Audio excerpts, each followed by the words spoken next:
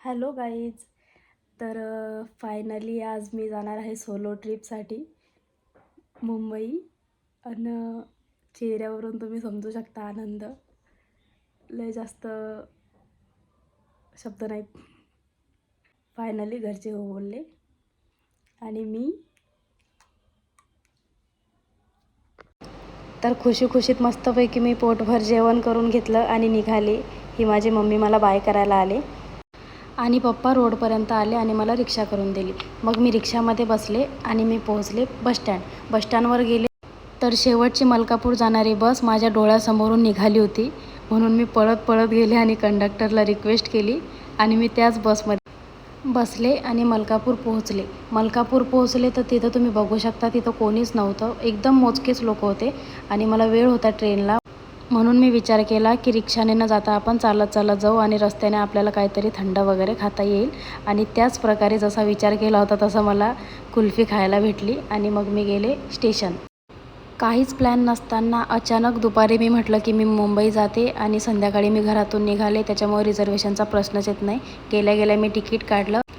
बराच वेळ स्टेशनला बसून होते आणि स्टेशनवरची गर्दी पाहून मला भीती वाटत होती की आपलं रिझर्वेशन नाही ना, आपण आता कसं जाणार आहे. पण तेवढ्यात असा सीन झाला की मी मागे लेडीज डबाकडे चालले होते आणि एक RPFवाले अंकल माझ्याजवळ आले आणि ते बोलले की तुझं रिझर्वेशन नाही, असं तर काही वाटत नाही तुला बघून. मग मी सांगितलं त्यांना की मी असंच अर्जंटली जावं लागतं आहे.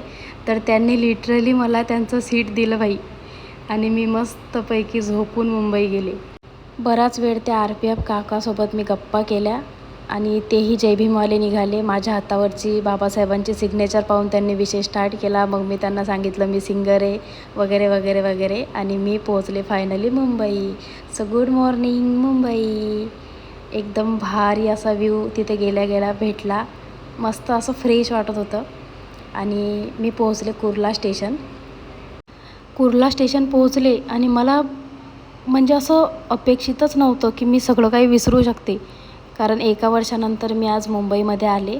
तर मी जवळजवळ म्हणजे सगळंच विसरले. 90% माझ्या डोक्यातून मुंबई गेली होती. तर कसं तरी मी आठवलं आणि मला जिथे जायचं होतं तिथे जाण्यासाठी मी निघाले. तर स्टेशनच्या बाहेर आले आणि मग रिक्षात बसले आणि फायनली मी आठवून जिथे मला जायचं होतं त्या लोकेशनचं नाव सांगून रिक्षामध्ये बसले. आणि भाई, मुंबईच्या रिक्षात बसल्यावर असं वाटतं की आता आपण घरी पोहोचणारच नाही. तर फायनली मी त्या रिक्षामधून घरी पोहोचले. घरी जाऊन थोडा वेळ रेस्ट केला आणि मग फ्रेश झाले, थोडा ब्रेकफास्ट केला आणि लगेच मी निघाले घनसोली जाण्यासाठी. कधीतरी मीही रूम करून घनसोलीमध्ये राहत होते आणि आज 1 वर्षानंतर मी पुन्हा घनसोली जाणार आहे. काही कामानिमित्तच जाणार आहे, पण तरी मला खूप जास्त असं भारी फील होत होतं की आम्ही आज घनसोली जाणार आहे. मग मी रिक्षाने गेले स्टेशन आणि स्टेशनवरून लोकलने गेले घनसोली. तर फायनली मी पोहोचले घनसोलीमध्ये आणि मला खूप असं भारी वाटत होतं की यार हे आपलं गाव, असं आपण इथे राहिलो आहे असं वगैरे. आणि फायनली ज्या कामासाठी मी घनसोली आले होते त्या लोकेशनवर मी पोहोचले आणि तेवढ्यात मी ते शॉप शोधत होते आणि मला ते शॉपही मस्तपैकी सापडलं. तिथे 1 नंबर अशा ऑफर लागलेल्या होत्या. पण लक की मी त्या ऑफरचा काही फायदा घेऊ शकले नाही, कारण मी वेगळंच काहीतरी करण्यासाठी तिथे गेलेले होते. तर ही स्टार्ट झालेली आहे आपल्या केसांची चेकिंग करणं, म्हणजे याच्यावर किती कोटीने असं काहीतरी ते चेक करतात. मग लगेच त्यांनी माझे हेअर वॉश केले. हेअर वॉश केल्यानंतर लगेच विचारलं की मॅम कॉफी घेणार की चहा. मग मी पण कॉफी घेऊन घेतली मस्तपैकी फ्रेश कॉफी. आणि मग लगेच त्यांनी माझे केस हायलाईट करायला स्टार्ट केलं आणि ही स्टार्ट झालेली आहे फर्स्ट लेवल. तिथे मी खूप वेळ होते पण मला तिथे थोडंही बोर झालं नाही. 1 नंबर असा स्टाफ आहे आणि फुल कॉमेडी तिथे आमची चालू होती, मस्तपैकी गप्पा वगैरे. इथे एका सुंदर मुलीला पूर्णपणे भूतीन बनवून ठेवलेलं आहे. तर गाईज इथे येऊन मला 2.5 तास झालेले आहेत. 5 वाजता मी आले होते, आता 7:30 वाजले. हे केसांचं करताच पार्लरवाल्याचं माहीत नाही का एकदम आयडिया देतात. अरे तुमच्या चेहऱ्यावर तर असं झालं, हे करा, अरे तुमच्या चेहऱ्यावर तर असं आहे, हे करा. असं मला पण बोलण्यात घेतलेलं आहे थोडंफार. आणि माइंड पूर्णपणे डायवर्ट झालेलं आहे की मी पण आता फेशियल करू. मी तसं काही करत नाही पण आता चालू विचार की मी करू. खूप जास्त बोलत आहे पण काय होते. तर ही आता स्टार्ट झालेली आहे सेकंड लेवल. म्हणजे आधी त्यांनी ते कलर वगैरे काहीतरी लावलं वाटतं आणि ते सिल्वर पेपर लावले. आता जे केस बाकी आहेत त्या केसांना काहीतरी कोटिंग करता येते.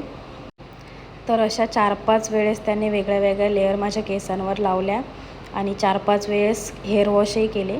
पण एक नंबर सर्विस होती भाई, एक नंबर. आणि फायनली इथे आल्यावर मला वॉटरमेलन ज्यूस भेटलेला आहे. ए भाऊ तोंड दाखव रे जरा. हाँ ऐसा इसने मेरे लिए ढूंढ के लाया है वाटरमेलन का जूस.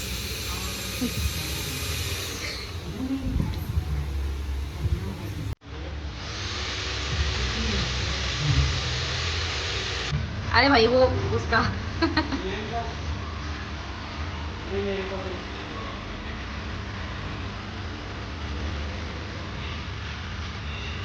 मस्त बढ़िया बढ़िया.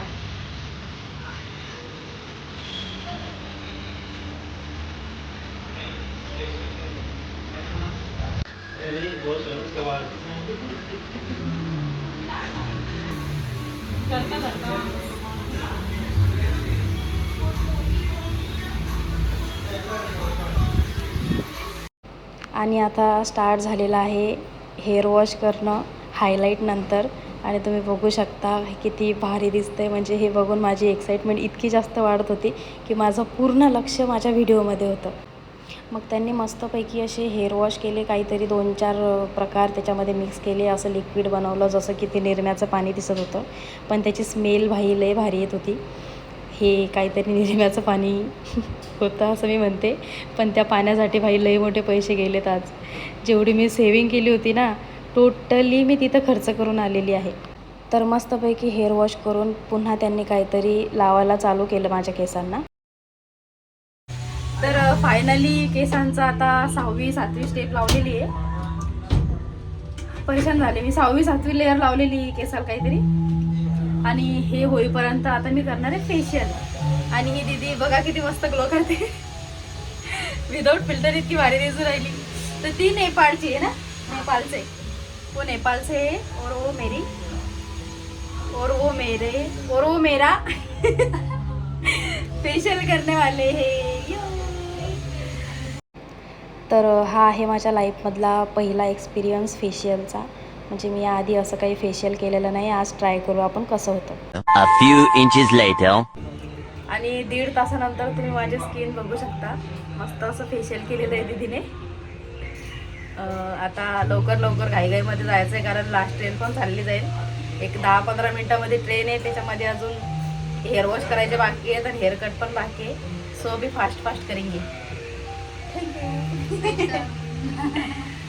1.5 तास फेशियल होईपर्यंत ती लेअर माझ्या केसांनाच होती.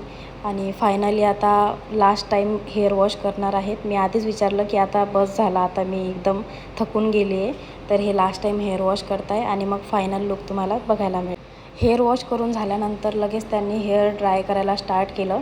आणि पूर्णपणे त्यांना माहितीच नव्हतं की आता हेअर कट करायचे आहेत. म्हणजे मला घरी जायची जरा घाई होती ना, तर माझ्या बोलण्यामध्ये ते विसरून गेले की आता हेअर कट करायचे आहेत. तर पूर्णपणे हेअर ड्राय केले आणि नंतर मी बोलले की आता हेअर कट करायचे आहेत. तर पुन्हा केस ओले केले आणि मग हेअर कटला स्टार्ट केलं.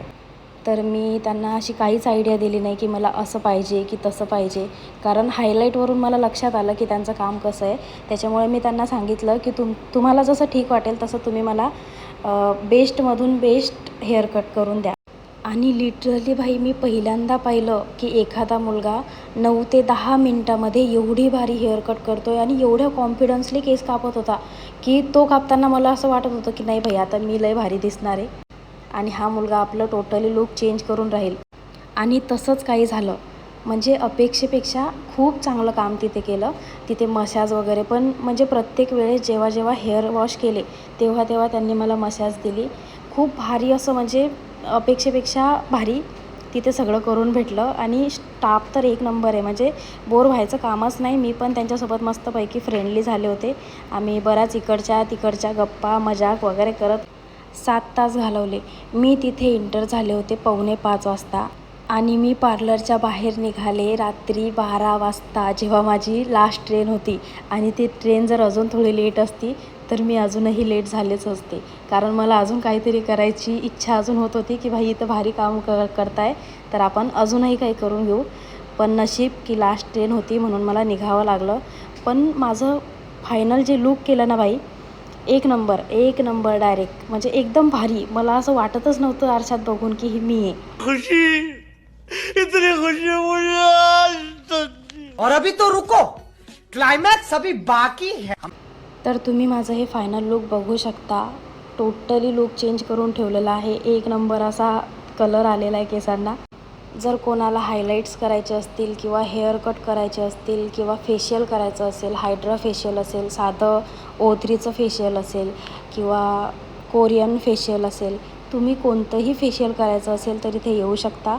आणि केसांचं तर तुम्ही डेमो बघितला माझा की किती भारी लूक करून ठेवलं आहे. एक नंबर असं सर्विस तिथे देतात आणि स्टाफही खूप छान आहे, म्हणजे कम्फर्टेबल एकदम.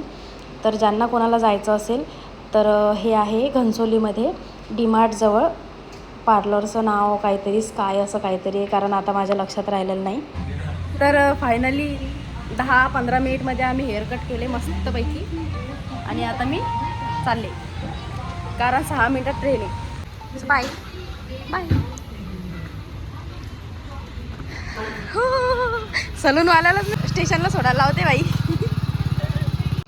तर मला वाटतं माझ्यासारखी डेंजर मुलगी दुसरी कोणीच नसेल, ज्याच्याकडून मी दिवसभर काम करून घेतलं, एवढं सगळं केलं आणि लास्टला माझी ट्रेन जाणार होती. म्हणून त्या सलूनवाल्यालाच मी रिक्वेस्ट केली की भैया आप ही मुझे स्टेशन तक छोड़ दो क्योंकि अभी रिक्षा नहीं मिलेगी. तर त्या बिचाऱ्याने पण मला सोडून दिलं. Thank you so much, bye. तर 11:59ला लास्ट ट्रेन होती. मी लिटरली एवढी डेंजर पळत आले. आता 12 वाजून 3 मिनटं झाले ना अजून ट्रेन आली नाही. जीव गेला एकदम पळून पळून, बापरे बाप.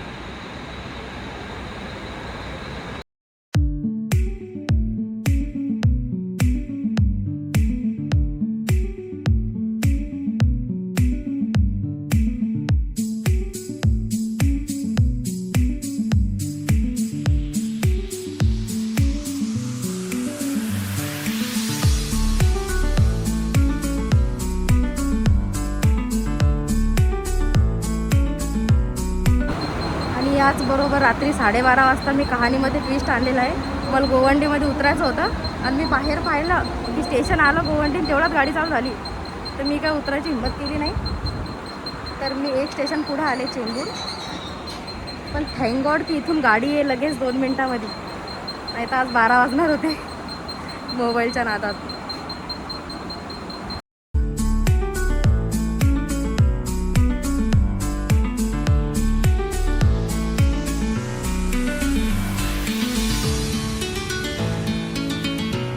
मी आज सकाळी जेव्हापासून मुंबईमध्ये आली आहे तेव्हापासून माझ्याकडून काही ना काही गडबड होते लोकेशनची. म्हणजे जायचं कुठं असते, मी जाते कुठं, टोटली मी ब्लँक झाली आहे. त्याच्यामुळं म्हणजे घर मला दिसणार नाही. ॲक्च्युली मी सकाळीच घरी आले, पण मला सकाळी घर सापडत नव्हतं. मी एवढ्या वेळेस इथं आले तरी मला घरच सापडत नव्हतं. त्यामुळे मी काकांना घ्यायला बोलवलं होतं. तर फायनली एवढे कष्ट घेऊन मी पोचले आहे घरी. आता मी फ्रेश झाले, मस्तपैकी जेवण करते आणि good night. So thanks for watching, bye. मी व्हिडिओ बनवते ना काका.